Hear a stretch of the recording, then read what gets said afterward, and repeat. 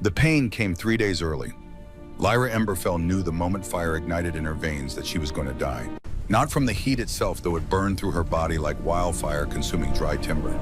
Not from the desperate ache building in places she had learned to ignore, to suppress, to pretend didn't exist. She was going to die because Omega heat was supposed to wait. It was supposed to come after a mating, after a claiming, after an alpha placed his mark on tender skin and bound himself to her forever.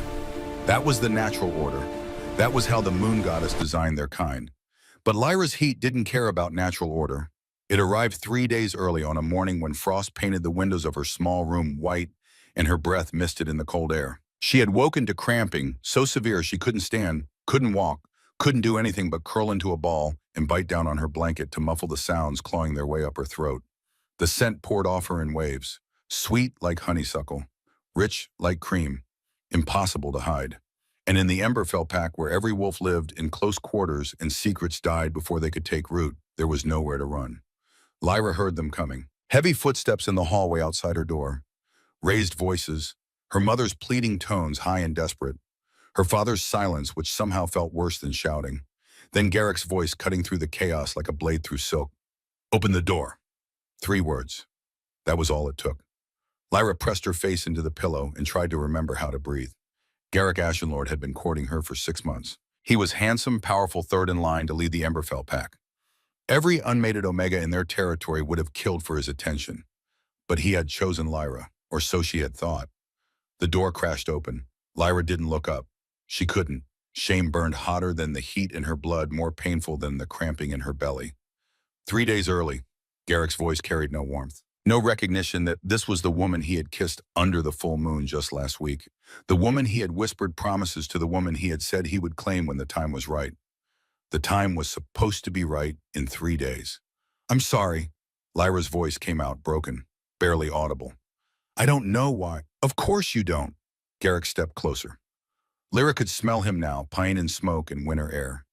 The scent that had once made her feel safe now made her stomach turn. "Because you're broken, Lyra. Defective. What kind of Omega can't even manage a proper heat cycle?" The words landed like physical blows. Lyra forced herself to look up. Garrick stood in her doorway, tall and broad-shouldered, his dark hair pulled back from a face that might have been handsome, if not for the disgust twisting his features. Behind him, she could see others, pack members, friends, people she had known her entire life. They had all come to watch. "Please." The word tasted like ash in her mouth. "Just give me a few hours. I can get through this. I can..." "You can what?" Garrick crossed his arms over his chest. "Hide it, suppress it, pretend you're normal when you're clearly not." Behind him, someone laughed. The sound cut through Lyra like broken glass. "Get dressed," Garrick said. His voice had gone flat, empty. "You're coming with me." Lyra's hands shook as she pulled on clothes. Simple things, a worn dress, boots that had seen better days. Her fingers fumbled with laces and buttons while the heat built and built and built inside her, demanding attention she couldn't give. They walked her through the pack house in silence. No, not silence. Whispers followed her like shadows. Lyra kept her eyes on the floor, watching her feet move one in front of the other across wooden planks she had walked 1,000 times before. She knew every knot in this wood, every scratch, every stain. She had been happy here once. The main hall opened before them like a mouth. 200 wolves stood waiting, arranged in a perfect circle around the central fire pit. The heat from the flames made the air shimmer. Or maybe that was just Lyra's vision blurring. Pack Alpha Aldrich Emberfell sat in his carved wooden chair at the far end of the hall. Lyra's father stood to his left, face pale and drawn. Her mother wept openly, but no one moved to comfort her. "Lyra Emberfell," the Alpha's voice boomed through the space. Deep, authoritative, final. "Step forward." Lyra's legs barely held her weight. She stumbled forward, acutely aware of every eye tracking her movement. The Omega heat made her skin too tight, too hot. Her dress clung to her body, damp with sweat despite the winter cold. "You know why you're here?" Not a question, a statement. Lyra nodded. Speaking felt impossible. "Then you know what must be done." Alpha Aldrich leaned forward in his chair. "An Omega who cannot control her cycle is a danger to the pack, a distraction, a weakness we cannot afford." "She's cursed," someone muttered from the crowd. Others murmured agreement. "Broken," another voice added. "Barren," a third voice supplied. And this word hit harder than all the others combined, because Lyra knew in the deepest part of herself that it might be true. Heat 3 days early meant something was wrong. Fundamentally, irrevocably wrong. Garrick Ashenlord, the Alpha's attention shifted. You have been courting this Omega. What say you? Garrick stepped forward. He moved with the easy confidence of a wolf who had never known rejection, never experienced shame, never doubted his place in the world. He didn't look at Lyra when he spoke. I reject this bond. Each word fell like stones into still water, sending ripples through the assembled pack. Lyra Emberfell is not worthy to be my mate. She is defective, broken, a disgrace to her bloodline, and a stain on our pack's honor. The formal rejection hit Lyra like a physical blow. She gasped, stumbling back a step. Her chest felt tight. Her heart hammered against her ribs. On what grounds? Alpha Aldrich asked, though his tone suggested he already knew the answer. On the grounds that she cannot fulfill the most basic Omega function. Garrick finally looked at Lyra, and the cold dismissal in his eyes was worse than hatred would have been. She cannot bear children, cannot build a pack, cannot be trusted to maintain even her own cycle. She is worthless. Worthless, the word echoed in the sudden silence. Lyra wanted to scream that he was wrong. She wanted to defend herself, to fight back, to prove that she was more than her designation, more than her broken body. But shame held her tongue. Because what if he was right? Then it is decided. Alpha Aldrich stood. The hall fell silent. Lyra Emberfell, by the authority granted to me as Alpha of the Emberfell Pack, I hereby strip you of your rank and status. You are Omega no longer. You are nothing. Lyra's knees hit the floor. She hadn't meant to kneel, but her legs simply gave out, dropping her into the mud-tracked floor of the hall. Cold seeped through her dress. She couldn't feel it past the heat still burning through her veins. Furthermore, the Alpha continued, you are banished from Emberfell territory. You will leave immediately, alone with nothing but the clothes on your back. Murmurs of approval rippled through the crowd. Into the frostbite blizzard, Lyra's mother cried out.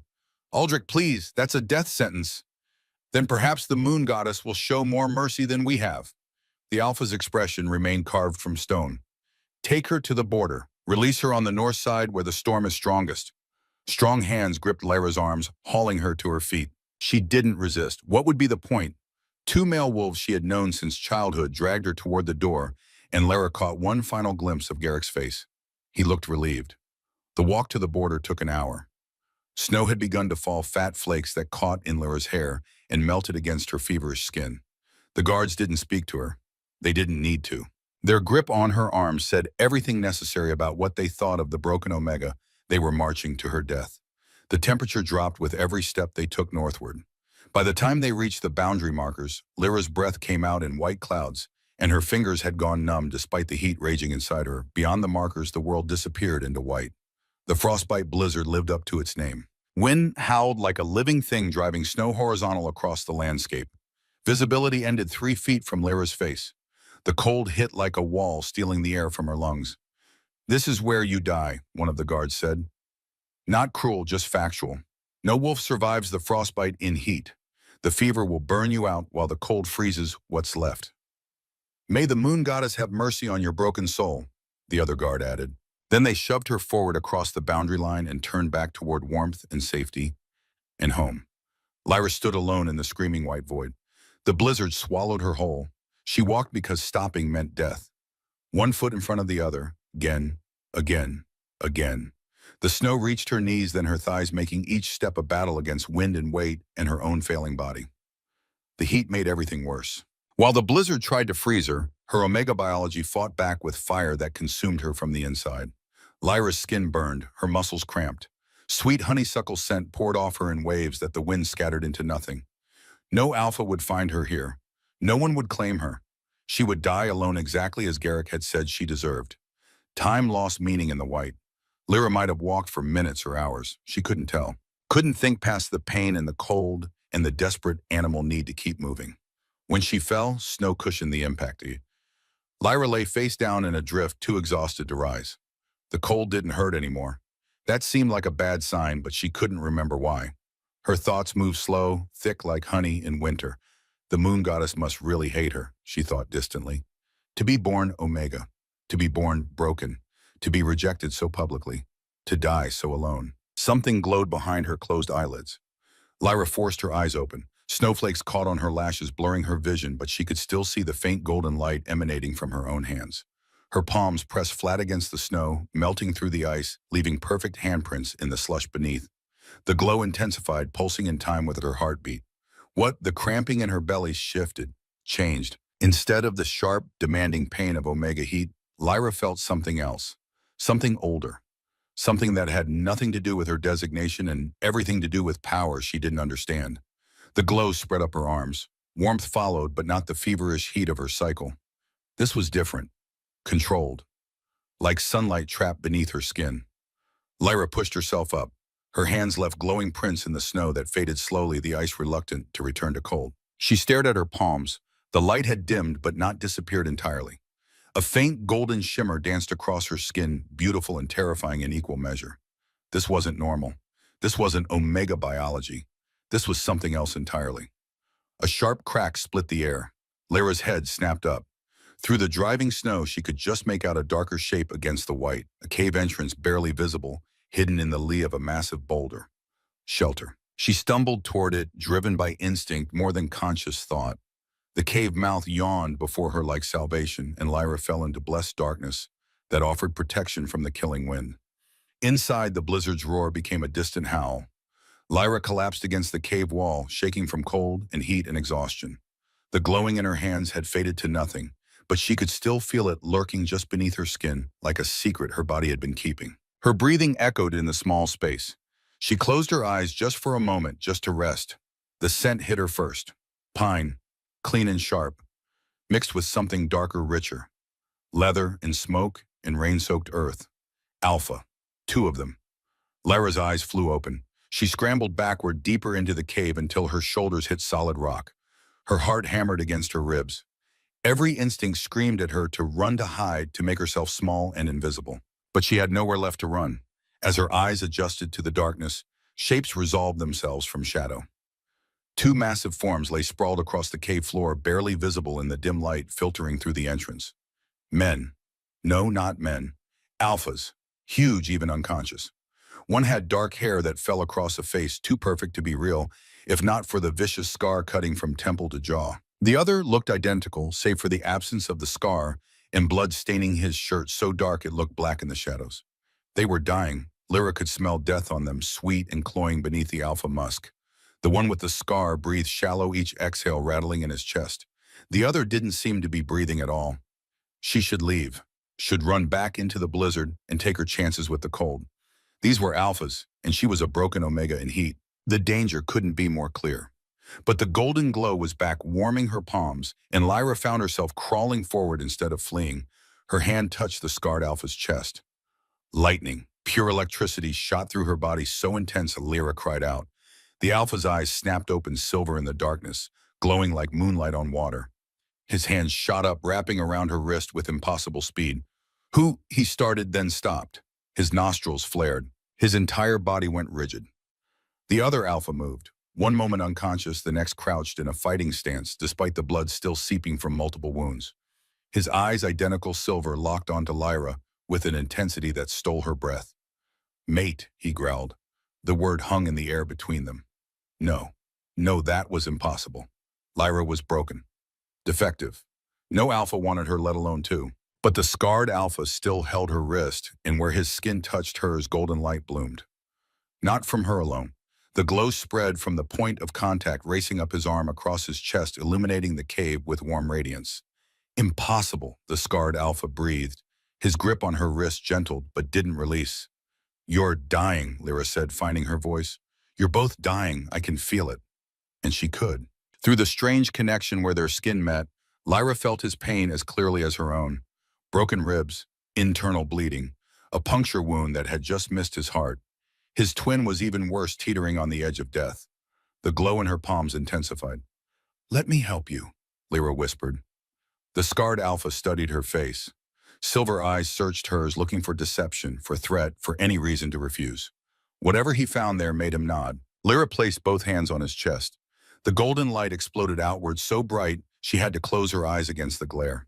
Heat poured through her palms, but this wasn't the destructive fire of Omega heat.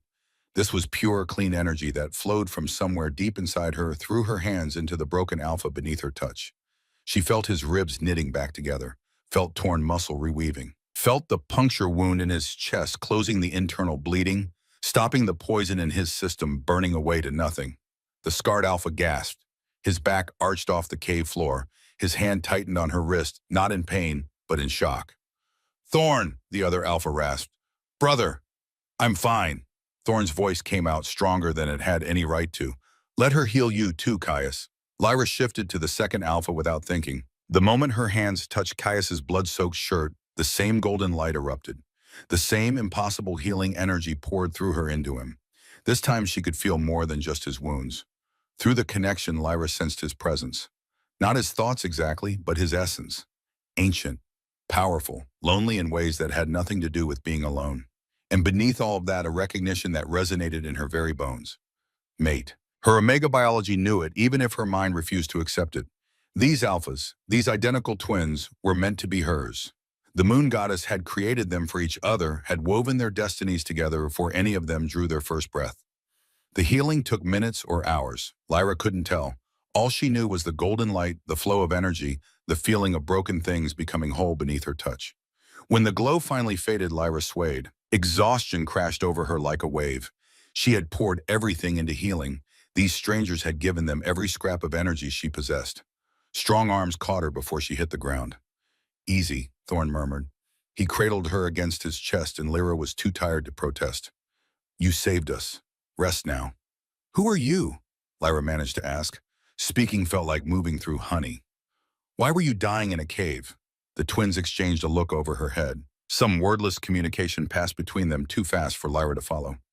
"My name is Thorn Shadowmere," the scarred alpha said quietly. "This is my brother Caius. We rule the Shadowmere kingdom." Kings. She had healed alpha kings. Lyra's laugh came out more like a sob. Of course the moon goddess would be this cruel. To let her heal the most powerful alphas in the realm, right before she died in a cave from exhaustion and heat and cold all mixed together. "We were ambushed," Caius added, his voice a rougher version of his brother's. "A rival pack. They left us for dead." "They might as well have," Thorn agreed. "We would have died here if you hadn't found us." His silver eyes studied her face. "Why were you in the blizzard alone?" Lyra closed her eyes, shame burned through her exhaustion. "I was banished," she whispered. "Cast out. Left to die." "Why?" The single word from Caius held barely contained violence. "Because I'm broken." The words came easier in the darkness behind her closed eyes. "My heat came 3 days early. I'm defective. Worthless. My pack didn't want me." Silence filled the cave. Then Caius growled a sound so deep it rumbled through Lyra's entire body where she rested against Thorn's chest.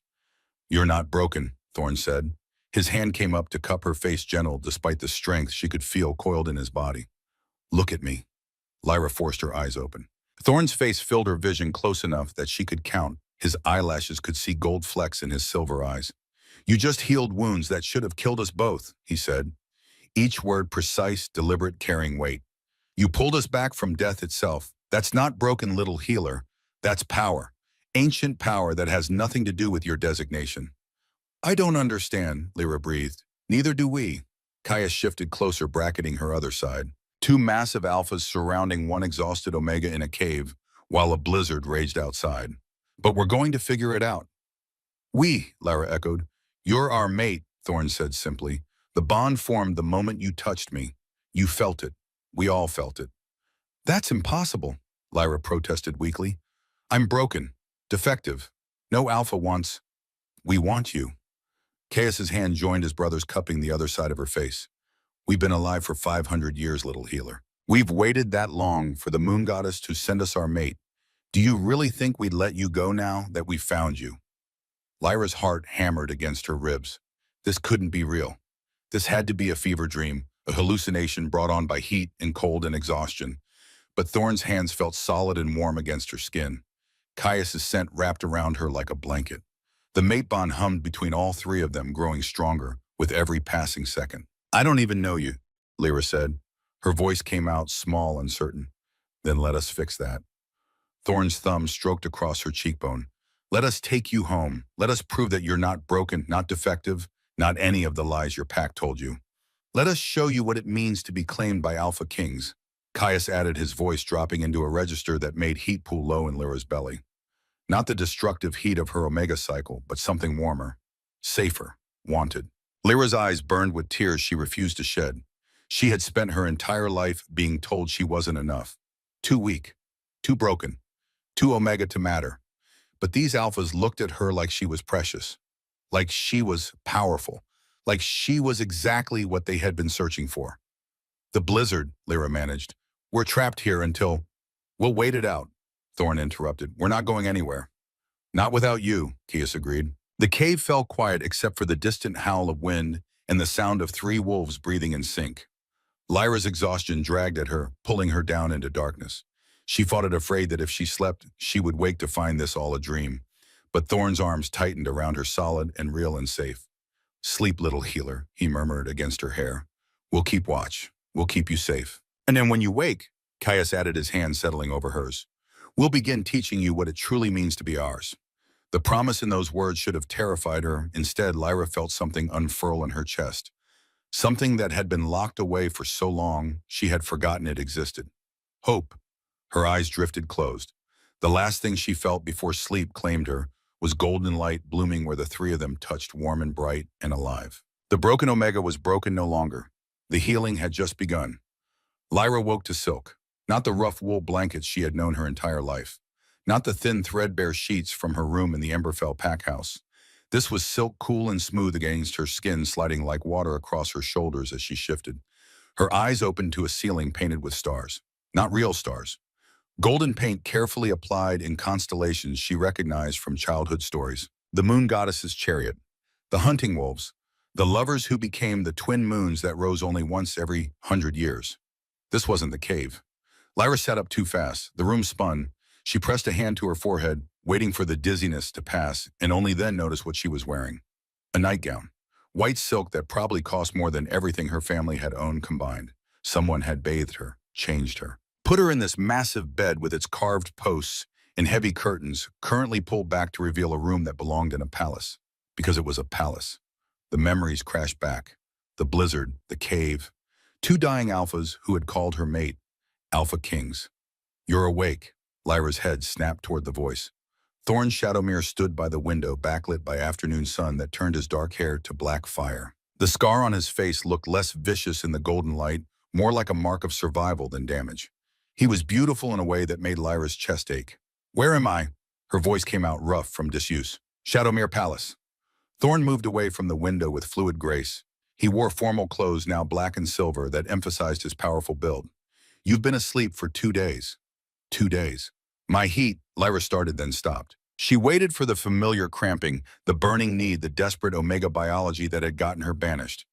Nothing. Her body felt calm, settled. The heat had broken completely, leaving only a faint warmth that had nothing to do with omega cycles and everything to do with the bond humming between her and the alpha approaching her bed. Broke the first night, Thorn confirmed. He settled into a chair beside her, close enough to touch, but carefully maintaining distance. Chaos and I stayed with you, made sure you were safe. Lyra's cheeks burned. She didn't want to think about what 2 Alpha Kings had witnessed while she rode out her heat unconscious.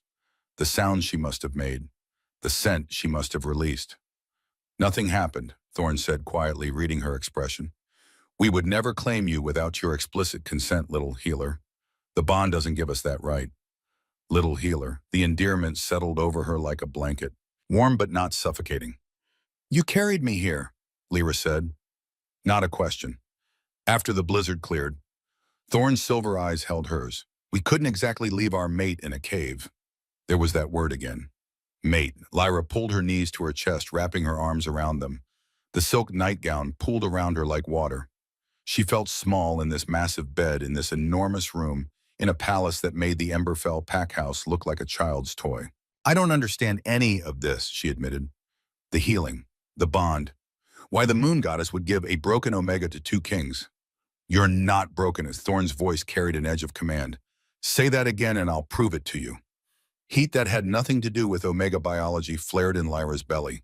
She met his gaze, saw the promise there, and looked away first. Then what am I, she whispered. That's what we need to discover. Thorn leaned forward, resting his forearms on his knees. The healing you performed doesn't exist in normal omega biology. That kind of power is ancient, rare. It hasn't been seen in our kingdom for centuries. So I'm some kind of freak instead of just broken. Lyra meant it as a joke. It came out bitter. Thorne was on his feet in an instant. He moved faster than should be possible, crossing the space between them before Lyra could blink. His hands cupped her face, forcing her to meet his eyes. "You are not a freak," he said, each word deliberate. "You are powerful. There's a difference."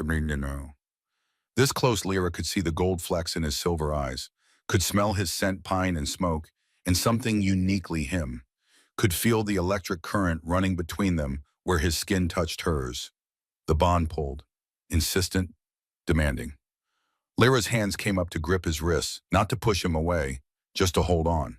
"I'm scared," she breathed. "I know." Thorne's thumb stroked across her cheekbone. "But you're safe here, I promise you that. Caius and I will protect you with our lives." "Why?" The question burst out before Lyra could stop it. "You don't know me. You don't owe me anything just because the moon goddess decided we're mates. Why would you?" "Because you saved our lives when you could have run," Thorne interrupted. "Because you healed us without knowing who we were or what we could give you in return. Because the moment I opened my eyes and saw you, I knew I would burn the world down before I let anyone hurt you again." The words hung in the air between them. Lyra's breath caught. No one had ever spoken to her like that. Like she mattered. Like she was worth protecting. "Thorne is being dramatic again, I see." The new voice made Lyra jump. Chaos stood in the doorway, one shoulder leaning against the frame, a smile playing at his lips. He looked just like his brother, down to the silver eyes and powerful build. But where Thorne moved with calculated grace, Caius radiated barely contained energy. "Someone has to be," Thorne said without looking away from Lyra. "You're about as romantic as a rock." "Rocks can be very romantic." Caius pushed off the doorframe and stalked into the room. "Solid, dependable, good for throwing at people who annoy you." Despite everything, Lyra felt her lips twitch, almost a smile. Caius noticed. His own grin widened. "There she is," he said softly. "I was starting to think you'd forgotten how." Thorne released Lyra's face and stepped back, giving his brother room. Caius took the vacated chair, sprawling in it, with casual arrogance that somehow made Lyra's heart beat faster. "How are you feeling?" he asked. "Confused," Lyra admitted. "Overwhelmed. Like I'm dreaming and going to wake up back in the blizzard." "Not a dream." Caius reached out slowly, giving her time to pull away. When she didn't, his hand closed around hers. The electric spark jumped between them. "Feel that? That's real. The bond is real. You're really here, safe in our palace, and we're really going to figure out what you are and why your old pack was stupid enough to throw you away."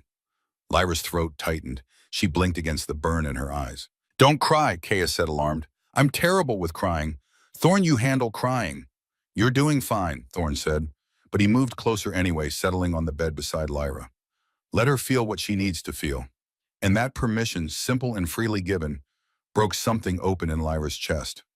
The tears came hot and fast. She cried for the pack that had rejected her, for the alpha who had called her worthless, for the girl she had been so certain she was broken that she had almost accepted death rather than fight for herself. The twins didn't try to stop her. Thorne wrapped an arm around her shoulders. Caius kept hold of her hand. They let her cry until she had nothing left, until the tears dried up and left her feeling raw, but somehow lighter. "Better?" Thorne asked quietly. Lyra nodded against his shoulder. "Good." Caius squeezed her hand. "Because we need to talk about what happens next." Lyra pulled back, wiping at her eyes with her free hand.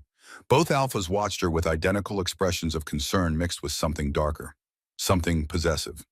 "What do you mean?" she asked. "You can't stay here as our mate," Thorne said carefully. "Not yet." The words hit like a slap. Lyra tried to pull her hand from Caius's grip, but he held firm. "Let me finish," Thorne continued. "The Shadowmere court is complicated, dangerous. There are wolves who would use you to get to us. Wolves who would see a mate as a weakness to exploit. Especially a mate who appears out of nowhere with no pack, no background, no protection," Caius added. His thumb rubbed circles on the back of her hand. "We need to be smart about this." "So what are you suggesting?" Lyra forced herself to meet Thorne's eyes. "That I hide, pretend the bond doesn't exist." "We're suggesting you stay as our royal healer," Thorne said. "Hide your Omega designation. Present yourself as a powerful healer who saved our lives. Let the court get used to your presence before we reveal the mate bond." Lyra wanted to argue, wanted to demand they claim her immediately, publicly, prove to everyone who had ever called her worthless that she was chosen by kings. But she had spent 23 years learning to read the currents of pack politics. She understood what they weren't saying. They were giving her time, time to adjust, time to grow stronger, time to become someone who could stand beside them as an equal instead of just another Omega hidden behind her alphas' protection. How long, she asked. The twins exchanged one of their wordless communications. A few weeks, Thorne said. A month at most. Just until we can investigate your healing powers, understand what you are, and build you a foundation of respect that has nothing to do with being our mate. Will you be able to do it? Caius leaned forward. Hide what you are. Play the part of a common healer. Lyra thought about the years she had spent making herself small, making herself quiet, hiding her thoughts and opinions behind a mask of Omega docility. Yes, she said, I can do it. Then it settled. Thorne stood offering her his hand. Get dressed. It's time we introduced you to the Shadowmere court. The palace was enormous. Lyra followed the twins through corridors that seemed to stretch forever past windows that offered glimpses of a kingdom spread out below like a map. Mountains in the distance, forests closer in, a river that cut through the landscape like a silver ribbon. Beautiful. All of it beautiful and overwhelming, and so far from the small packed territory she had known. Wolves stopped to stare as they passed. Some bowed to the kings, others whispered behind raised hands. All of them looked at Lyra with curiosity that made her skin prickle. She wore borrowed clothes, simple but well-made, a healer's tunic and pants that allowed freedom of movement. Her hair was braided back from her face. She looked nothing like the mud-covered Omega who had stumbled into a cave during a blizzard. Ignore them, Urin, Caius murmured, close enough that his breath stirred the hair at her temple. They're always like this with anything new. They can sense what I am, Lyra said quietly. Can't they, even if I hide it? Some might suspect, Thorne agreed, but without our confirmation they won't be certain. Omega scent can be suppressed with the right herbs. We'll have the palace healers prepare a tincture for you. Suppressing her scent, hiding her designation. It felt wrong, like denying a fundamental part of herself. But Lyra understood necessity, understood survival. The throne room doors opened before them like a mouth. The space beyond stole Lyra's breath. Massive didn't begin to cover it. The ceiling soared 3 stories high, supported by columns carved to look like ancient trees. Windows lined both sides, letting in light that painted everything gold. And at the far end, 2 thrones sat side by side on a raised dais. 50 wolves filled the room, maybe more. All of them turned to watch as the kings entered. Lyra's instinct screamed at her to drop her eyes, to make herself small, to disappear into the background where Omegas belonged. But Thorne's hand settled on the small of her back. Warm, grounding. Walk with us, he said softly. Head high. So Lyra lifted her chin and walked into the throne room, flanked by 2 Alpha Kings, and tried to pretend her heart wasn't trying to beat its way out of her chest. Court is in session, Caius announced, his voice carrying through the massive space. We have an introduction to make. The assembled wolves fell silent, every eye fixed on Lyra. This is Lyra Emberfell, Thorne continued. She saved our lives during the ambush on the northern border. Without her intervention, both Caius and I would have died. Murmurs rippled through the crowd. Lyra caught fragments. Emberfell never heard of it. How did a nobody save the kings? As of today, Lyra serves as royal healer, Caius said. She will have access to all areas of the palace. She will attend council meetings, and she answers directly to us. More murmurs, louder now, confused, suspicious. A woman stepped forward from the crowd, tall, elegant, with hair like spun gold and eyes the color of amber. She wore a dress that probably cost more than Lyra's entire former pack had earned in a year. Your Majesties, the woman said, her voice silk over steel. Forgive my confusion, but we already have a royal healer. Marcus Ashwood has served in that capacity for 200 years. And he will continue to serve, Thorne said smoothly. Lyra will work under his guidance, learn our methods, expand her considerable skills. The woman's amber eyes shifted to Lyra. The look held calculation. Assessment, dismissal. Of course, she said. Welcome to Shadowmere healer Lyra. The words were polite. The tone made them an insult. Lyra met the woman's gaze and held it. Something her Omega biology screamed at her not to do. Something that marked her as either brave or stupid. Thank you, Lyra said. Her voice came out steadier than she felt. I look forward to serving the Shadowmere court. The woman's lips curved, not quite a smile. I'm certain you do, she said. The days that followed blurred together in a chaos of learning and healing, and trying not to let anyone see how desperately out of her depth Lyra felt. Marcus Ashwood, the elder alpha who served as royal healer, turned out to be nothing like she expected.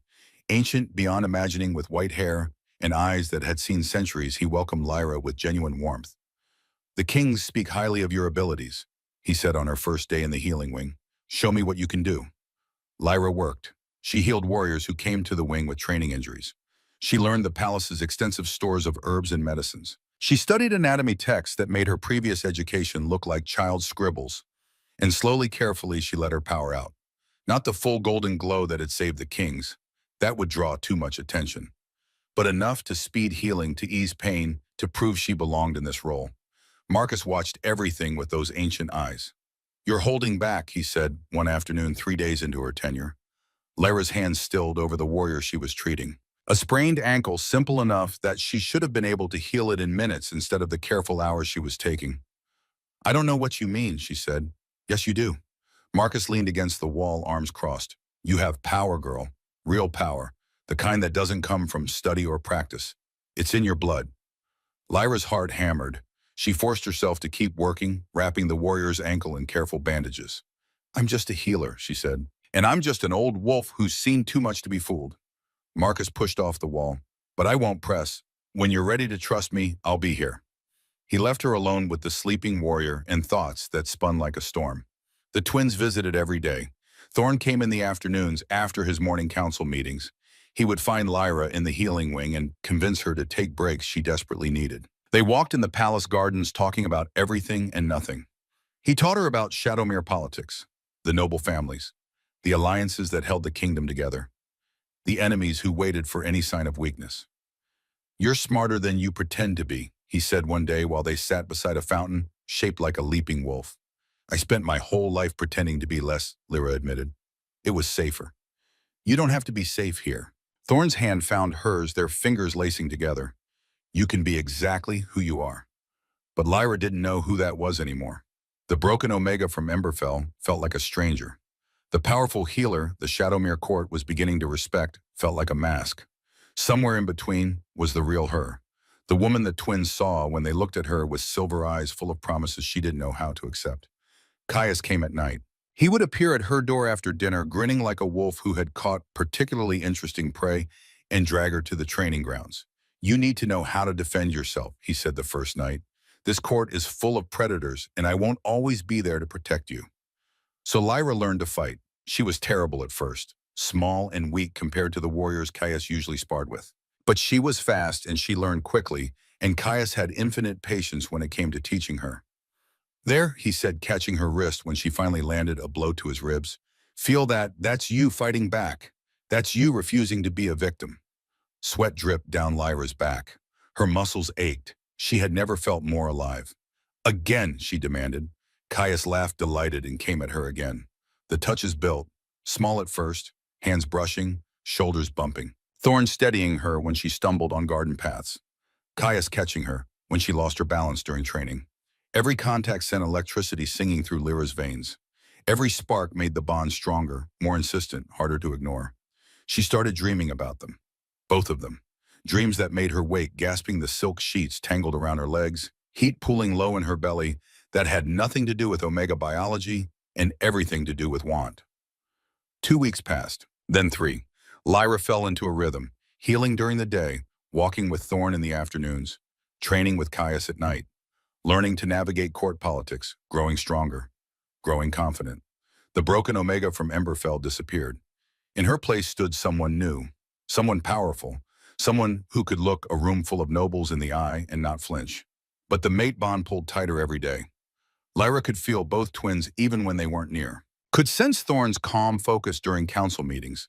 Could feel Caius's wild energy when he trained with his warriors. They were in her head, in her heart, under her skin, and she was in theirs. Then Isolde Nightthorn arrived and everything changed. The woman from Lyra's first day in the throne room returned with an entourage that made the entire palace take notice. Servants scrambled, nobles whispered, even Marcus raised his eyebrows when the name reached the healing wing. "Isolde Nightthorn," he said. "This should be interesting." "Who is she?" Lyra asked, trying to keep her voice casual. "High-born alpha female. Her family controls the Eastern Territories. Powerful, beautiful, ambitious." Marcus gave Lyra a look that made her distinctly uncomfortable. "And by ancient contract, she's intended to be the king's mate." The world tilted. What? Lyra breathed. A marriage contract signed 100 years ago, Marcus explained. Political alliance between the Shadowmere and Nightthorn families. Isolde has been preparing her whole life to rule beside the kings. No, that couldn't be right. The twins had said they waited 500 years for their mate. They couldn't have a contract with someone else. But Marcus's expression said otherwise. Lyra fled the healing wing. She needed air, needed space, needed to think. She made it to the gardens before her knees gave out, dropped onto a stone bench beside the leaping wolf fountain while her heart tried to tear itself apart. Of course there would be someone else. Someone perfect.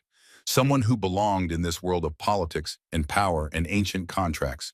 Someone who wasn't a broken omega pretending to be more than she was.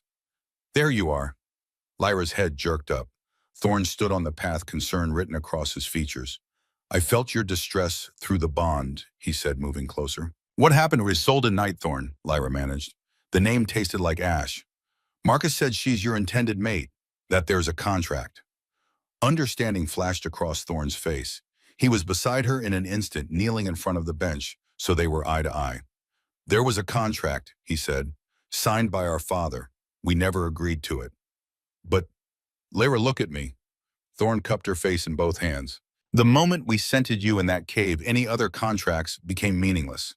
You are our mate. The moon goddess chose you for us. No piece of paper changes that. Does Isolde know? Lyra asked. Thorn's jaw tightened. No, and that's going to be a problem. He was right. Isolde appeared at dinner that night wearing a dress that made her look like she had stepped out of a fairy tale. Spun gold and silver thread, cut to emphasize every perfect curve. She took the seat to Thorn's right like she owned it, smiling at the assembled court like a queen already crowned. Lyra sat further down the table in the section reserved for high-ranking servants. Not quite noble, not quite nothing, exactly where a hidden omega belonged. She watched Isolde laugh at something Caius said. Watch the alpha female rest a perfectly manicured hand on Thorn's arm. Watch the court watch them, seeing what they expected to see. A perfect match. The food on Lyra's plate might as well have been ash. After dinner, Isolde found her. Lyra was helping clear tables, falling into old patterns from her days working in her parents' inn, when a silk-smooth voice stopped her. Lyra Emberfell, isn't it? Lyra turned. Isolde stood close, amber eyes gleaming with something that made Lyra's wolf want to bare its teeth. Lady Nightthorn, Lyra said carefully, how can I help you? I wanted to thank you. Isolde's smile didn't reach her eyes. For saving their majesties. The kingdom is in your debt. I only did what anyone would have done. Oh, I doubt that. Isolde circled Lyra like a predator evaluating prey. Healing of that caliber is quite rare. You must be very talented. I do my best. I'm certain you do. Isolde stopped directly in front of Lyra, close enough that anyone watching would see it as an aggressive invasion of space. But you should be careful, little healer. The court can be dangerous for those who don't know their place. There it was, the threat wrapped in silk. Lyra met Isolde's amber eyes and refused to look away. I know exactly where I belong. Do you? Isolde leaned in, her voice dropped to a whisper only Lyra could hear. Because from where I'm standing, you look like a common servant playing dress-up. The kings may be grateful for your help, but gratitude fades. Contracts, however, are forever. She pulled back his smile firmly in place again. It was lovely chatting with you, Isolde said loud enough for nearby nobles to hear. I do hope we can be friends. Then she glided away, leaving Lyra standing alone with rage burning through her veins and the mate bond screaming at her to fight, to claim, to prove to this perfect alpha female exactly who belonged with the twin kings. But Lyra was good at hiding what she felt. She had practiced for 23 years, so she smiled politely, finished clearing the table and pretended her heart wasn't breaking. The next week was torture. Isolde was everywhere, at every meal, every court function, every council meeting that Lyra attended as the king's healer. And she was perfect, beautiful, intelligent, charming when it served her. She knew every noble family, every alliance, every piece of gossip that moved through the court like water. She was everything a queen should be, everything Lyra wasn't. The twins tried to maintain distance from Isolde. Thorn remained professionally polite. Caius barely spoke to her, but propriety demanded they acknowledge her presence, accept her invitations to walk in the gardens, allow her to sit beside them at formal dinners. And every time Isolde touched them, Lyra felt it through the bond, like a needle sliding under her skin. She started avoiding the twins, started taking her meals alone, started staying in the healing wing long after Marcus had gone to bed, treating imaginary patients, and organizing herb stores that didn't need organizing. Anything to avoid watching Isolde play the part Lyra should have been allowed to claim. Thorne found her in the healing wing one night, 3 days after Isolde's arrival. Lyra was grinding herbs she didn't need, hands moving on automatic while her mind spiraled. "You're avoiding us," Thorne said without preamble. Lyra didn't look up. "I'm working." "You're hiding." Thorne crossed the room, his hand closed over hers, stilling the mortar and pestle. "Talk to me. What do you want me to say?" The words burst out before Lyra could stop them. "That I'm jealous. That watching her touch you makes me want to shift and tear her throat out. That I hate being the secret while she gets to play queen." "Yes." Thorne turned her to face him. "Say all of it. Don't hide from me, Lyra." "I can't compete with her." Lyra's voice broke. "She's everything I'm not. Everything you need." "She's nothing." Thorne's hands framed her face. "Do you understand me? Isolde Nightthorn is a political alliance our father tried to force. You are the mate the moon goddess chose. There is no competition." "Then why?" "Because I won't insult you by claiming you before you're ready." Thorne's silver eyes blazed. "When we make you our queen, it will be because you're strong enough to stand beside us. Not because you're desperate to prove something to a woman who doesn't matter." The words should have comforted her. Instead, they felt like a challenge. "How much longer?" Lyra asked. "How long do I have to hide?" "Soon." Thorne's thumb stroked across her cheekbone. "Marcus has been researching your healing abilities. We're close to understanding what you are. Once we can present you to the court as more than just a common healer, we'll claim you publicly, I promise." Lyra wanted to believe him, wanted to trust that this was temporary, but she had spent her whole life being told she wasn't enough. And Isolde made it so easy to believe it again. The confrontation came 4 days later. Lyra was in the gardens taking a rare moment of peace when Isolde appeared on the path ahead. No entourage this time, no witnesses, just two females in the tension that crackled between them. "We need to talk," Isolde said. "I have nothing to say to you." Lyra turned to leave. "They're mine." The words froze Lyra in place. "Thorne and Caius belong to me," Isolde continued. "They have for 100 years. That contract isn't just politics. It's a promise. Promises can be broken." Lyra forced herself to face Isolde, especially ones they never made. "You think you're special because you saved their lives." Isolde laughed, sharp and cruel.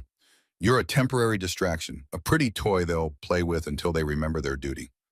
You don't know anything about what we have." "I know you're Omega." Isolde's amber eyes gleamed with triumph.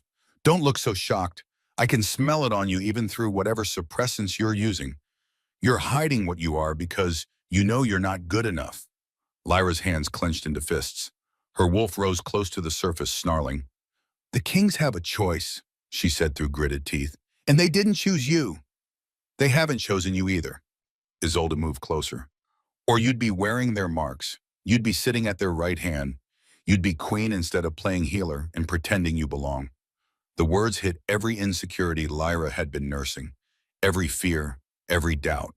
"Stay away from them," Lyra heard herself say. "They're mine." "Prove it." Isolde's smile turned vicious. "Claim them. Make it official. Show the court exactly what you are, unless you're too scared." "I'm not you are." Isolde leaned in close. "You're terrified they'll realize you're exactly what your old pack said you were. Broken, worthless, not enough." Lyra's control snapped. Golden light exploded from her hands. Pure power uncontrolled, blasting outward in a wave that sent Isolde stumbling backward. The alpha female's eyes went wide with shock and fear. "I am enough," Lyra said. Her voice came out strange, deeper, resonant with power she didn't fully understand. "And when I'm ready, I will prove it to everyone, including you." She turned and walked away before Isolde could respond, before she could see what she had revealed. Before the shaking in her hands became visible, she made it to her room before she collapsed. The twins found her there an hour later, curled on her bed, trembling with reaction and fear, and the knowledge that she had just shown Isolde exactly what she was hiding. Thorne gathered her into his arms without a word. Caius locked the door and settled on her other side. "I know what happened," Thorne said quietly. Half the palace felt that power surge. "I'm sorry," Lyra whispered against his chest. "I lost control. I ruined everything." "You didn't ruin anything." Caius's hand stroked through her hair. You stood up for yourself. For us. That's not weakness. Isolde knows what I am now. Good. Thorne's arms tightened around her. Let her know. Let the whole court know. We're done hiding. Lyra pulled back to look at him. What? The council meets tomorrow, Thorne said. We'll present Marcus's findings about your bloodline. We'll explain what you are and why you're here, and then we'll claim you before everyone. But you said I needed to be ready. You are ready, Caius cupped her face. You've been ready. We were the ones being too cautious, too worried about protecting you from court politics. But Isolde will learn that contracts mean nothing compared to the moon goddess's will, Thorne finished. Trust us, little healer. Trust yourself. Tomorrow everything changes. That night, Lyra couldn't sleep. She paced her room, mind-spinning with possibilities. Tomorrow the court would learn the truth. Tomorrow she would either be accepted or destroyed. Tomorrow her entire life would change again. A knock on her door made her freeze. It's us, Caius called softly. Lyra opened the door. Both twins stood in the hallway, still dressed despite the late hour. We couldn't sleep either, Thorne admitted. Can we come in? Caius asked. Lyra stepped aside. They entered and she closed the door behind them, acutely aware that she wore only a silk nightgown and her hair hung loose down her back. Tomorrow is going to be hard, Thorne said. He settled into the chair by her window. The court will resist. Some will call you a fraud. Others will say we're under a spell. We need you to be strong, Caius added. He sat on the edge of her bed. Can you do that?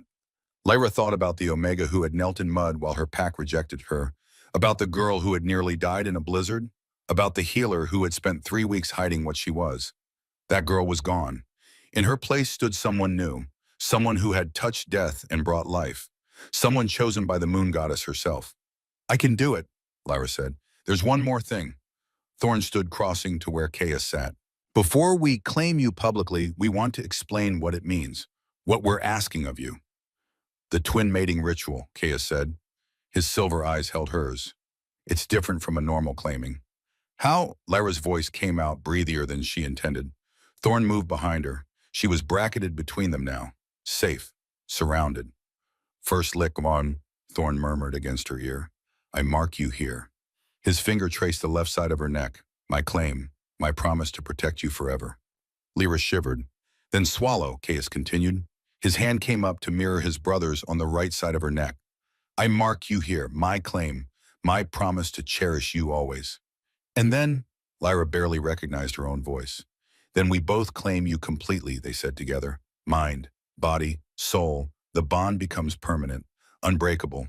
You become ours, and we become yours. The air between them crackled with tension. Want, need. Thorne's lips brushed the shell of Lyra's ear. When we do this, when we complete the bond, the whole kingdom will know. They'll feel the power surge, see the marks, understand exactly what you are to us. There's no going back, Caius added. His hands settled over her racing heart. Once we start, we won't stop until you're completely, utterly ours. Lyra's breath came fast and shallow. Heat built low in her belly. The bond pulled so tight it hurt. When she managed. After the council meeting, Thorne said. After we present you properly. After the court understands what they're witnessing. But we wanted you to know, Caius said. Wanted you to understand what you're agreeing to. Lyra turned in their arms, looked from one identical face to the other, silver eyes blazing with barely restrained need, hands gentle despite the power coiled in their bodies. Her mates. I understand, she said, and I want it, all of it. I want you. Thorne's control visibly frayed. His hand came up to cup her face. They were so close, inches apart.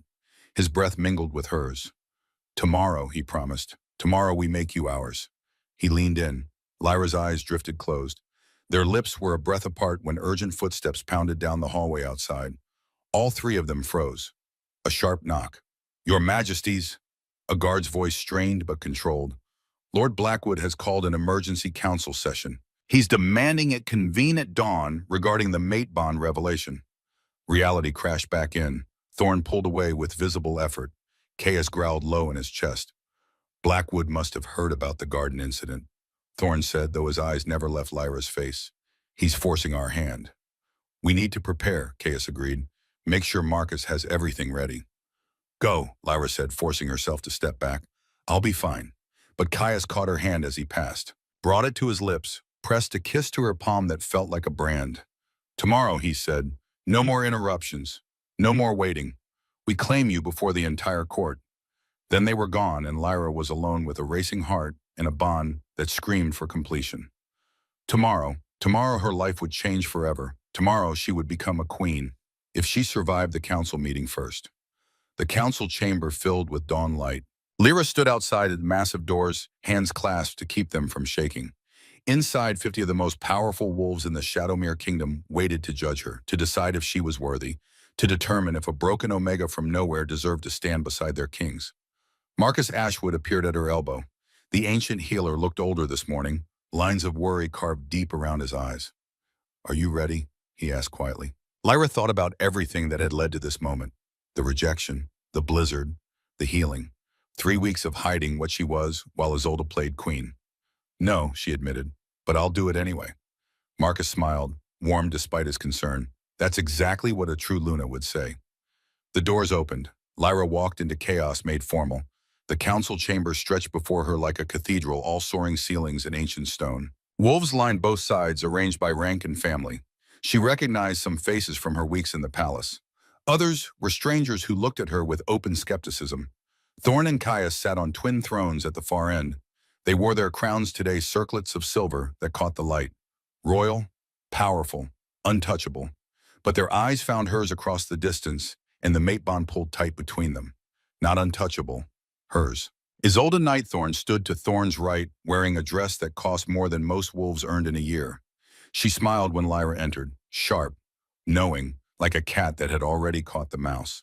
Lyra lifted her chin and walked forward, head high, just like Thorn had taught her that first day.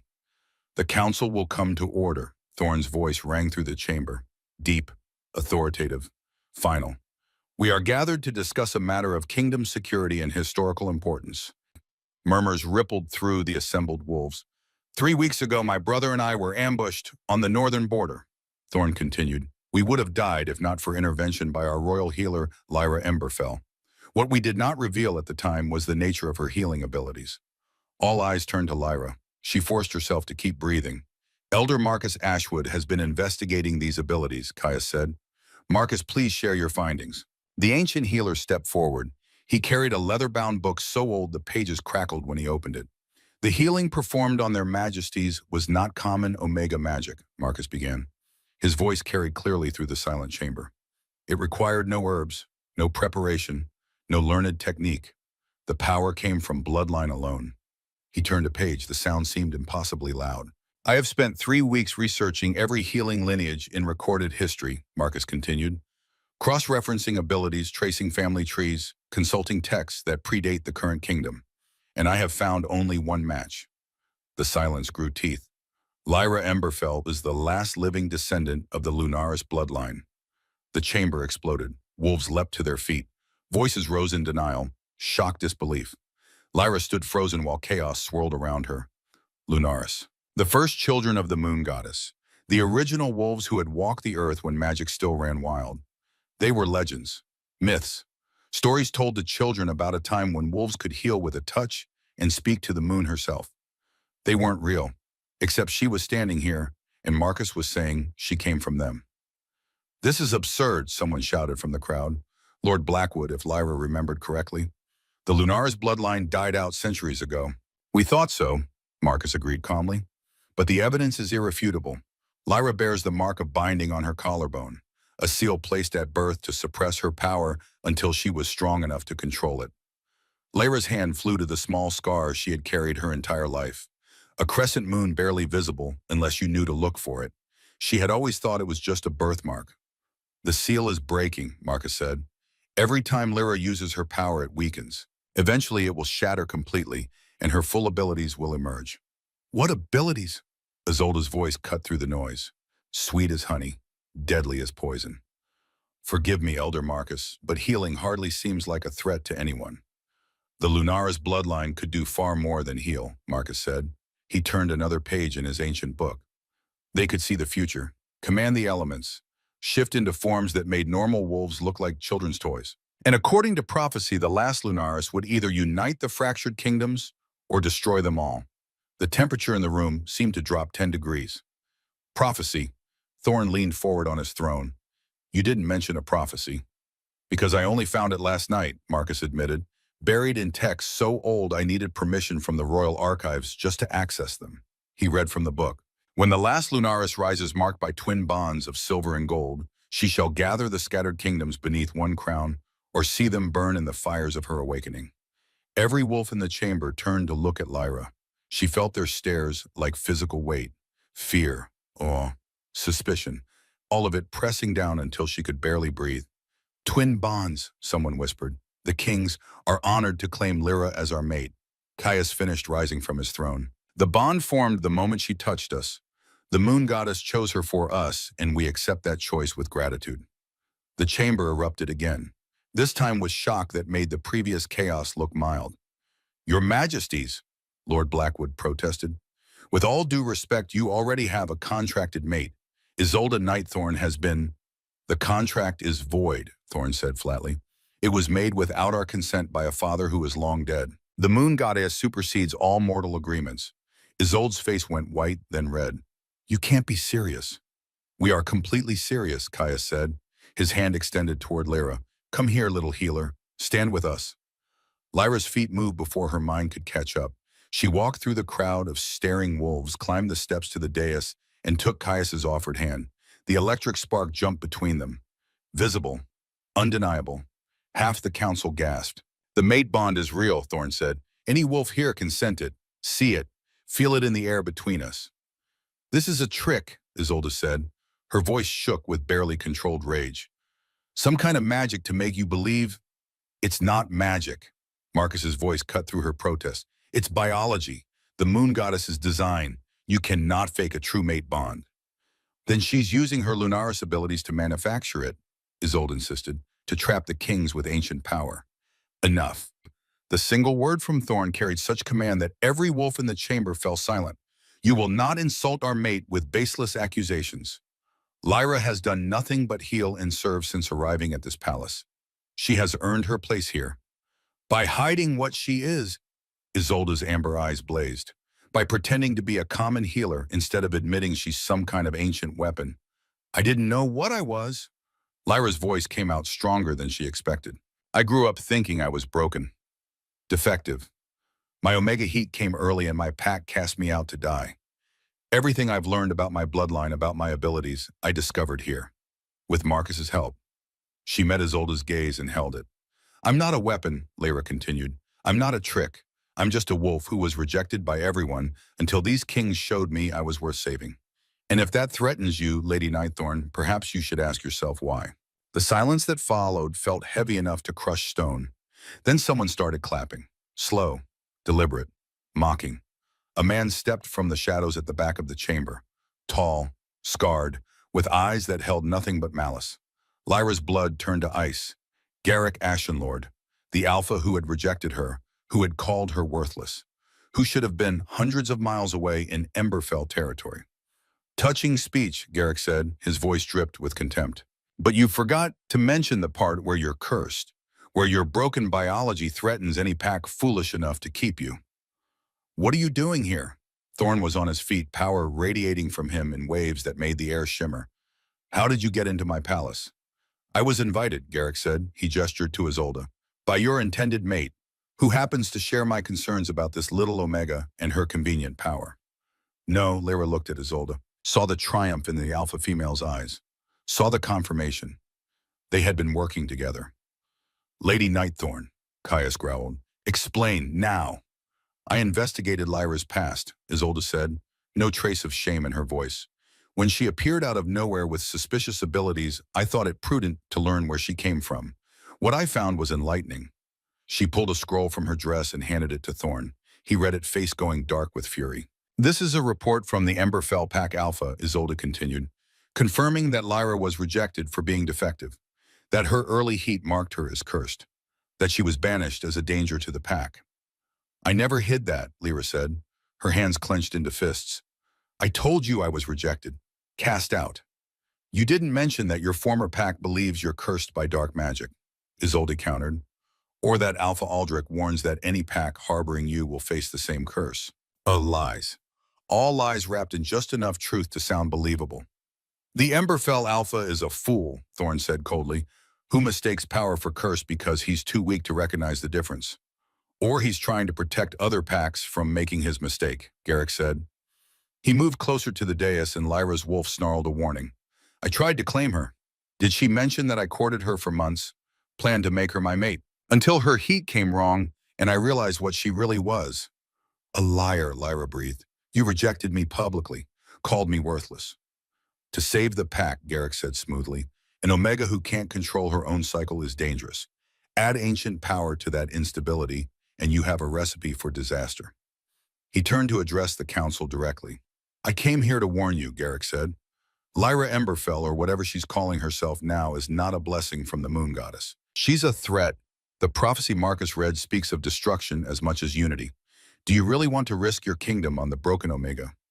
Murmurs of agreement rippled through some of the assembled wolves. Lyra felt the moment shift, felt support that had been tentative harden into suspicion. These nobles didn't know her, didn't trust her.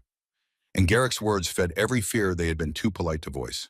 The solution is simple, Isolde said. Her voice rang with false concern. Return Lyra to her original pack. Let the Emberfell wolves deal with their own curse. The kings can honor their true contract, and the kingdom remains safe. No. Caius's hand found Lyra's, squeezed tight enough to hurt. She's ours. We're not giving her up. Even if keeping her destroys your kingdom, Isolde pressed, even if the prophecy comes true and she burns everything you've built. The prophecy says she could unite or destroy, Thorn said. We choose to believe in unity. Then you're fools, Garrick said, and your kingdom will pay the price. He moved fast, faster than any normal alpha should be able to move. One moment standing in the center of the chamber, the next lunging toward the dais with claws extended, toward Lyra. Thorn and Caius reacted instantly, shifting into attack positions, but Garrick wasn't alone. Wolves poured from the shadows at the back of the chamber, 20, 30, all bearing the mark of the Bloodfang Kingdom on their armor. An invasion. Isolde had brought an army into the heart of Shadowmere Palace. The council chamber descended into chaos. Shadowmere warriors shifted, claws and teeth emerging. The Bloodfang soldiers met them with weapons drawn. Blood splattered across ancient stone. And in the middle of it all, Garrick grabbed Lyra's arm. His claws dug into her skin. Drew blood. The pain was sharp and immediate, but worse was the feeling of wrongness that flooded through her at his touch. Not mate. Never mate, just violation. Got you, Garrick snarled. Finally. He yanked her off the dais. Lyra stumbled, fell, hit the ground hard enough to drive the air from her lungs. Garrick dragged her toward the chamber doors while battle raged around them. Thorn and Caius roared, twin sounds of fury that shook the walls. They tried to reach her, but Bloodfang's soldiers blocked their path. Too many, too coordinated. This had been planned, carefully, precisely. Should have stayed in the blizzard, Garrick hissed in Lyra's ear. Should have died like you were supposed to. He hauled her through the doors. More Bloodfang soldiers waited outside. They surrounded Garrick and his prize, forming a protective circle as they moved through the palace corridors. Lyra struggled, clawed at Garrick's arm, tried to channel the golden healing light into something that could burn instead of mend. Nothing happened. The seal on her collarbone burned. Hot, painful, keeping her power locked away when she needed it most. They reached the palace courtyard. Horses waited, not wolves. Garrick threw Lyra over a saddle like a sack of grain and mounted behind her. To Bloodfang territory, he commanded. Fast. The horses leapt forward. Lyra caught one last glimpse of the palace behind them. Saw Thorn and Caius burst into the courtyard covered in blood that wasn't theirs, eyes blazing silver with rage. Saw them start to follow. Then Isolde stepped into their path, flanked by a dozen of her personal guards, and Lyra lost sight of them as the horses galloped through the palace gates. The ride lasted hours, or maybe minutes. Time lost meaning in a blur of pain and fear, and the desperate pull of the mate bond stretching thinner with every mile. They stopped at a ruin, ancient walls jutting from the earth like broken teeth, the remains of some long-dead kingdom now serving as a meeting place for traders. Garrick dragged Lyra from the horse and threw her to the ground. She landed in dirt that smelled of decay and old blood. Chain her, Garrick ordered. Soldiers moved to obey. Heavy iron shackles closed around Lyra's wrists, around her ankles. They chained her to a pillar in what had once been a throne room, now open to the sky. Isolde arrived an hour later looking far too pleased with herself. That went better than expected, she said, dismounting with practiced grace. The Shadowmere court is in chaos. The twins are trapped dealing with cleanup, and we have the little Luna all to ourselves. Not for long, Garrick said. He crouched in front of Lyra. The twins will come for her. Of course they will. Isolde's smile turned vicious. That's the point. We'll break her seal, take her power, and when her mates arrive to rescue her, they'll find a weapon pointed at their hearts. You can't break the seal, Lyra said. Her voice came out rough but steady. It's tied to my bloodline, only I can release it. We'll see about that. Garrick pulled a knife from his belt. The blade gleamed silver in the fading light. Pain has a way of breaking even the strongest seals. He pressed the blade to Lyra's collarbone, right over the crescent moon scar. The metal burned like ice against her skin. Tell me how to break it, Garrick demanded, or I start cutting. Lyra met his eyes, saw the desperation there, the fear poorly hidden beneath anger. You're terrified, she realized, of the prophecy, of what I might become. Damn right I'm terrified, Garrick snarled. An Omega with the power to unite or destroy kingdoms. That kind of power in the hands of someone unstable is everyone's nightmare. I'm not unstable. You went into heat 3 days early, Garrick said. That's the definition of unstable. Add Lunara's power to that chaos and you become a bomb waiting to explode. He pressed the blade harder. Blood welled around the silver metal. Lyra bit back a scream. Tell me how to break the seal, Garrick repeated. No. The blade cut deeper. Pain exploded through Lyra's shoulder. She felt the seal crack, felt power trying to leak through the fractures. But not enough, not nearly enough. Garrick cursed and pulled the blade back. We'll try a different approach. He nodded to Isolde. The alpha female produced a vial of liquid so dark it looked black. Blood-fang poison, Isolde said pleasantly. Developed specifically to break magical seals. It won't kill you, just hurt. A lot. She uncorked the vial and poured it over Lyra's collarbone. Where the poison touched broken skin, it burned like acid. Lyra screamed. The sound tore from her throat involuntarily. Pain beyond anything she had ever experienced consumed her. Ate through her. The seal cracked further. Power poured out in uncontrolled bursts. Golden light exploded outward. The chains holding Lyra rattled. The ancient walls groaned. More, Garrick demanded. Keep going until the seal shatters completely. Isolde poured more poison. Lyra screamed again and again and again. Through the agony, through the burning, she felt the mate bond. Thorn and Chaos somewhere in the distance, feeling her pain, racing toward her with every ounce of speed they possessed. Hold on, Thorn's voice echoed in her mind through the bond. We're coming. But they were too far away. Miles and miles of territory between them. Lyra would break before they arrived. The seal cracked, splintered. The crescent moon scar on her collarbone split wide open and power poured out like water from a broken dam. Golden light became violet silver. Pure Lunaris magic, ancient and wild, flooding through Lyra's body with force that made her bones ache. Yes, Garrick breathed. Finally. He reached for the power, tried to grab it, control it, make it his. The magic burned him. Literally. His hand came away, smoking skin blackened where it had touched the light. It won't let me take it, he snarled. The power is bound to her bloodline. Then we kill her, Isolde said coldly. Take whatever power we can from her corpse and hope it's enough. Garrick raised the silver blade. Lyra saw her death reflected in its surface. She wasn't ready to die, not like this, not chained and helpless while the wolves who loved her raced desperately to reach her in time. The violet silver light intensified. Lyra felt something shift inside her. The seal was broken completely now, nothing holding back the full force of her Lunaris heritage. Ancient power recognized ancient blood. Lyra's eyes snapped open, no longer brown, glowing violet silver bright enough to hurt. I am not yours to break, she said. Her voice came out layered, multiple tones, human and wolf, and something far older. I never was. The chain shattered. Iron exploded outward in fragments that embedded themselves in the walls. Lyra stood, power crackling around her like lightning, and for the first time in her life she felt whole. The broken Omega was truly gone. In her place stood a Luna, a goddess's daughter, a force of nature wrapped in flesh.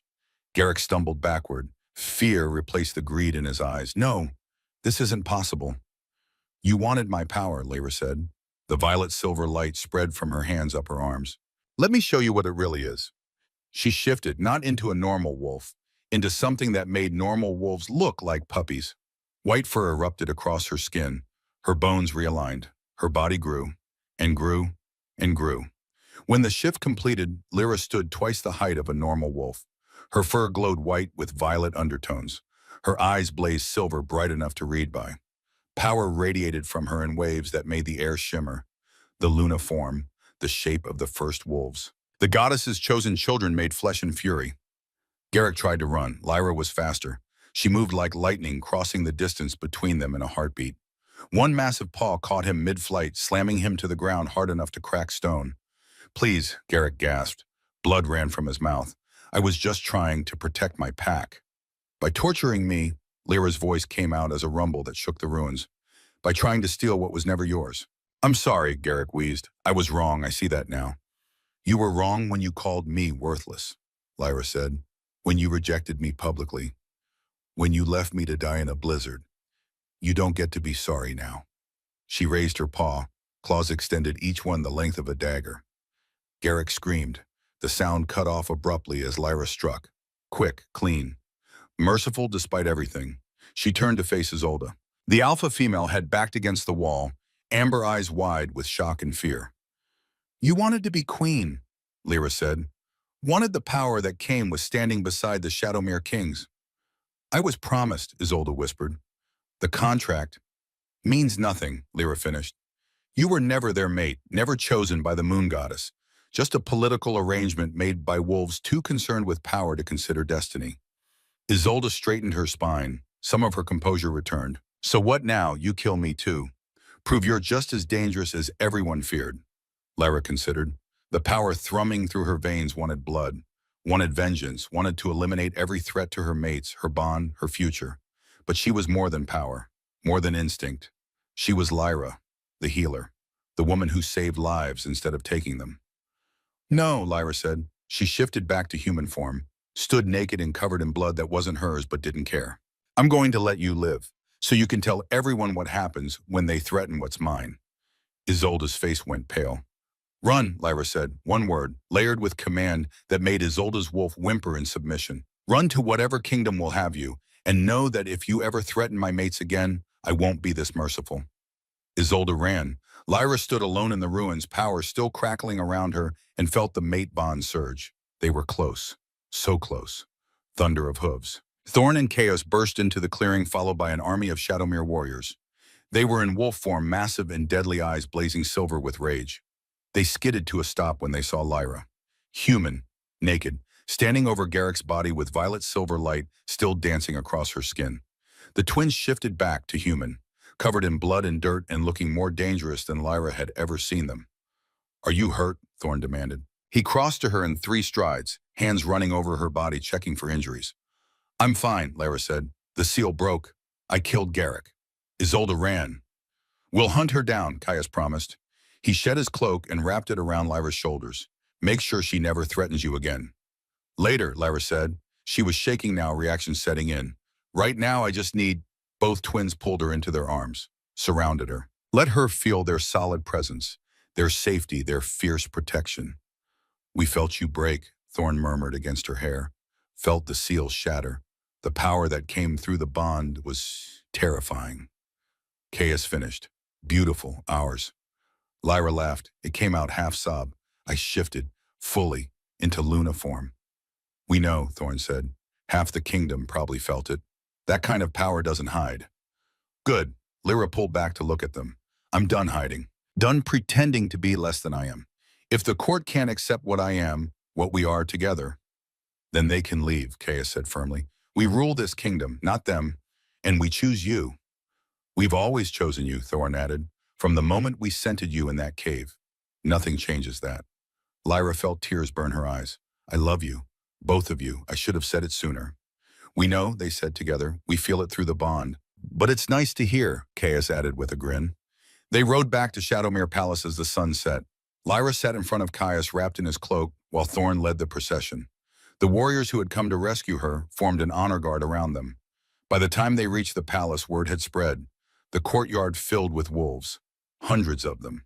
Come to see the Luna who had awakened, the Omega who had killed her former Alpha and claimed her power. Lyra expected fear, expected suspicion. Instead, she saw awe. The twins helped her dismount. She stood before the assembled crowd, still wearing only Caius's cloak, still marked with blood and power. "The Lunaris Luna has risen," Thorn announced, his voice carried across the courtyard. "As prophesied, as chosen by the moon goddess herself." "And tomorrow," Caius continued, We will complete the mate bond before you all, so there can be no doubt, no question. Lyra is ours and we are hers. The crowd erupted in cheers, not universal. Lyra could still see some faces twisted with doubt or fear, but most of the wolves present were celebrating, accepting, ready to witness their kings claim a Luna worthy of legend. A warrior approached Thorn speaking urgently in low tones. Thorn's expression darkened, then cleared. Isolde's guards surrendered the moment they realized their mistress had fled. Thorn announced to the assembled court. They now fill our dungeons awaiting trial for treason. Those who cooperated and revealed the full scope of the conspiracy will face exile. The rest will face the king's justice. The crowd murmured approval. That night Lyra bathed. Let servants wash away the blood and dirt and pain. Let them dress her in silk and braid her hair with silver thread. Tomorrow she would be claimed, tomorrow she would become queen. But tonight she needed to rest. The twins came to her room after midnight, both of them looking as tired as she felt, but unable to stay away. Tomorrow, Thorn said. He settled beside her on the bed. Are you ready? Yes, Lyra said, no hesitation. I've been ready since the cave. It won't be gentle, Caius warned. He took her other side. The claiming ritual is intense, designed to forge a bond so strong nothing can break it. I know. Lyra looked between them. Marcus explained, first lick, then swallow, then both knots at once. Heat flared in both twins' eyes. The whole court will witness the beginning, Thorn said. His hand found hers.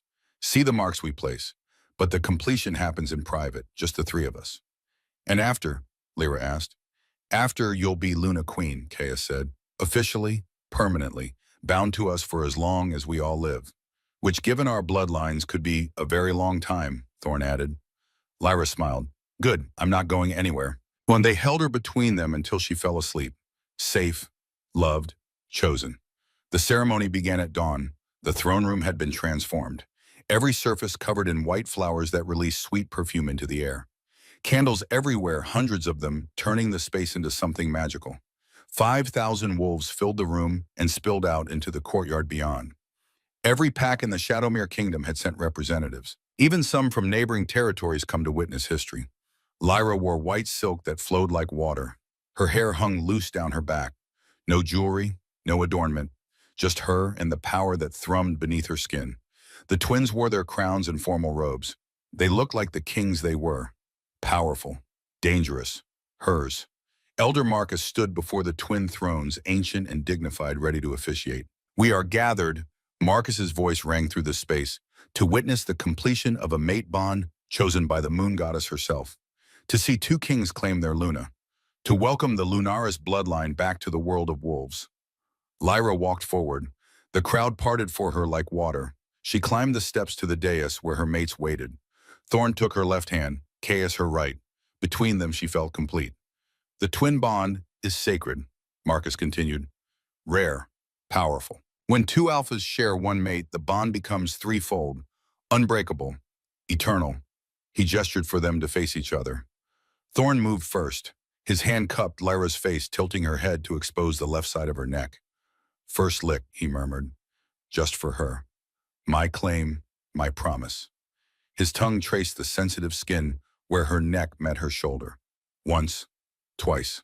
Lyra shivered. The bond pulled tight, then his teeth descended, canines extended into alpha fangs. They pierced her skin cleanly, deeply, marking her with precision that spoke of centuries of control. Pain bloomed, sharp and bright, then transformed into pleasure so intense Lyra gasped. Thorn's mark glowed. Gold light spread from the bite, sinking into her skin, becoming permanent. The crowd murmured, awed. Caius moved before the light had faded. He mirrored his brother's position, tilting Lyra's head the other way. Then swallow, he said, his voice rougher. More wolf. My claim. My forever. His lick was less controlled than Thorn's.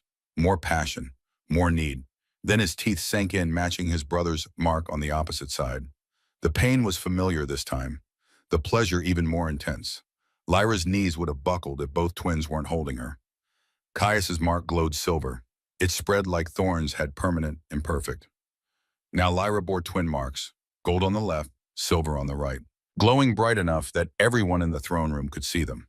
The marks are placed, Marcus announced. The public claiming is complete. The final bonding will occur in private, as is tradition. But Lyra could barely hear him over the roaring in her ears. The bond was pulling, demanding. Both twins' eyes had gone full silver, their wolves barely restrained. They needed to finish this. Now, Thorn swept Lyra into his arms. Chaos cleared a path through the crowd. They moved through the palace like lightning, barely keeping their forms driven by instinct older than thought. They reached the royal chambers. The door slammed shut behind them. Now, Chaos growled. Finally. What happened next was primal, ancient, beautiful. Both alphas claimed her, completely, simultaneously. The bond snapped into place with force that shook the palace foundations. Golden and silver light exploded outward. Every wolf in the kingdom felt it. The completion of a mate bond so powerful it rewrote the very fabric of their world. Lyra screamed, not in pain, in ecstasy, in completion, in finally being whole. The bond settled, the light faded. The three of them collapsed together, tangled and gasping, and completely, utterly claimed. Ours, Thorn breathed. Forever, Chaos agreed. Yours, Lyra said, and you're mine. 6 months passed like a dream. Lyra stood in the throne room, hand resting on her swollen belly, watching young Omegas practice healing magic. She had started an academy, a place where wolves with power could learn to use it safely. No more sealing, no more hiding. The Omega Liberation Act had passed unanimously. No Omega could be rejected without cause. No pack could exile their members for designation alone. The Emberfell pack had sent ambassadors begging forgiveness. Lyra had refused to see them. Some wounds didn't need to heal. Isolde Nightthorn had disappeared completely. Rumors said she fled to the Eastern Kingdoms. Lyra didn't care enough to investigate. The twins appeared on either side of her. They did that now, moving as one, two bodies sharing a single purpose, protecting their pregnant mate. How are you feeling? Thorn asked. His hand joined hers on her belly. Like I'm carrying two alpha wolves who won't stop moving, Lyra admitted.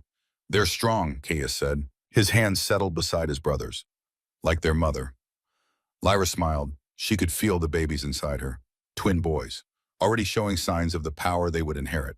Lunaris blood, Shadowmere strength, born to a Luna Queen and her Alpha Kings, the future of a united kingdom. Do you ever regret it? Lyra asked quietly. Choosing me instead of someone who fit into this world more easily. Both twins looked at her like she had lost her mind. You created a healing academy, Thorn said. Reformed Omega rights across the entire kingdom. United 3 neighboring territories under our rule. In 6 months, you've accomplished what we couldn't in 500 years. And you did it while pregnant with our heirs, Caius added, while learning to control Lunaris powers that would terrify most wolves, while becoming the queen this kingdom needed. They called you broken, Thorn said. He turned her to face him. Cursed, worthless. And you became our salvation, Caius finished. Lyra felt tears prick her eyes. Happy tears, grateful tears. She had come so far from the Omega, kneeling in mud, while her pack rejected her. From the girl who had nearly died in a blizzard. From the healer hiding what she was. Now she was Luna Queen, mother-to-be, the most powerful wolf in the kingdom. And she was exactly where she belonged. The babies kicked. Both twins felt it through their hands on her belly. They grinned identical grins that made Lyra's heart swell. Soon, Thorn said. Very soon, Caius agreed. And then our family is complete, Lyra said. She looked out over the throne room. At the young Omegas learning they didn't have to hide. At the court that had come to respect their Luna Queen. At the kingdom, spreading beyond the palace walls, united and strong and just. This was her legacy. Not the power, not the prophecy, but the lives she had changed, the wolves she had freed. The future she was building for her sons. They had called her cursed. She became their salvation. And she would spend the rest of her very long life proving that broken things, when given the chance, could become unbreakable.